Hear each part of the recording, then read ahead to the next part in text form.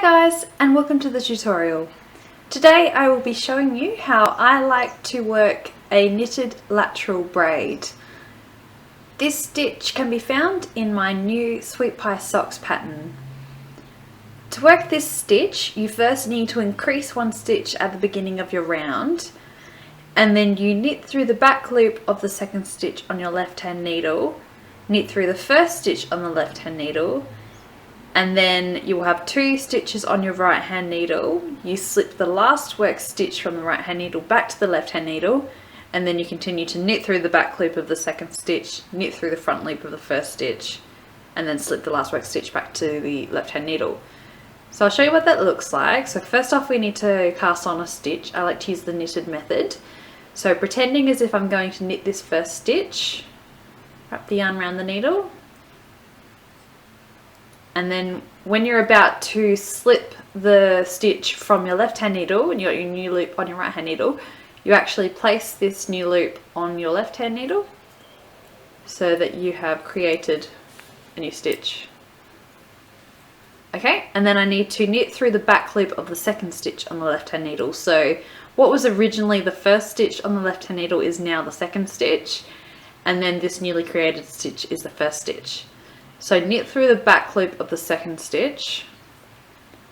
Okay, so my needle's through the second stitch, knit through the back loop of that stitch, and then we need to knit through the front loop of the first stitch. Once both stitches have been worked, you can slip your left hand needle out and you will see the beginning of your braid, this little V here. Then to repeat, we slip the last work stitch back to the left hand needle, like so, and then knit through the back loop of the second stitch, knit through the front loop of the first stitch, slip your left hand needle out, and hopefully you'll see our braid start to take shape. Slip last work stitch back to left hand needle, knit through back loop of second stitch, knit through front loop of first stitch, then slip the last work stitch back to the left hand needle, knit through back loop of second stitch, knit through front loop of first stitch, and our braid is starting to grow. So you continue to repeat those steps as is explained in the pattern until we get to the end of the round, and then I'll show you how I like to join the braid in the round.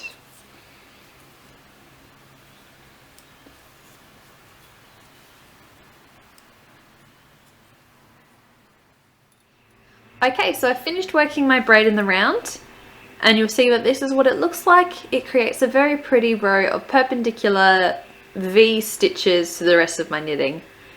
Now I need to join this braid in the round because if I don't, the start of the V's and the end of the V's will overlap. Being circular knitting, you're always working in a spiral, so they'll do that. But I actually want to create a seamless join here.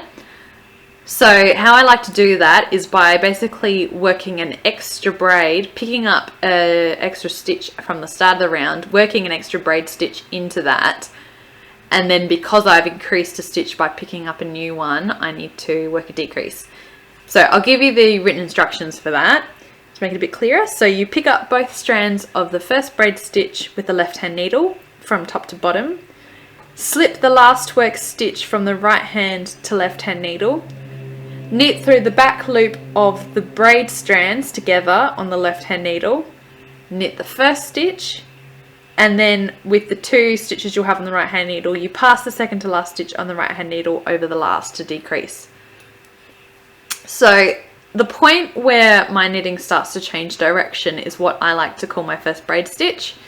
So if you can see this stitch here, I'm going to call that my first braid stitch because it's where the stitches start to turn. So there's two halves to the stitch, that would be both loops of it there, and I need to pick those strands up with my left hand needle from top to bottom. So I need to twist around a bit, These are the stitches, the strands still here. Use my left hand needle, just get that to focus, to pick up those two from top to bottom, like so. And now they're on my left hand needle. Do that one more time for you just so you can see it. So there's my first braid stitch. You can see there's 2 loops to it, and I need to pick up both of those with my left hand needle from top to bottom. Just got a bit extra of the yarn there. There we go. Now I need to slip my last work stitch from the right hand needle to the left hand needle. So I'll move that back. And now I need to just work another braid stitch, but I pretend that both the strands of the first braid stitch are one stitch together. So I knit through the back loop of both strands. So see there, I've got my needle through both. That's the braid stitch there. Knit through the back loop of those. Then knit through the front loop of the first stitch on the left hand needle, just like you were for the rest of the braid. 2 new stitches on the right hand needle, or 1 basically, and then you slip your left hand needle out from everything that was just worked. So we've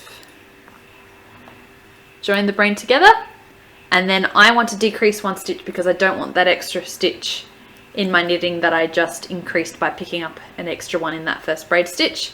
So I pass the second to last stitch on the right hand needle over the first, and there you can see quite neatly we have joined our braid in the round, and that's how you do it.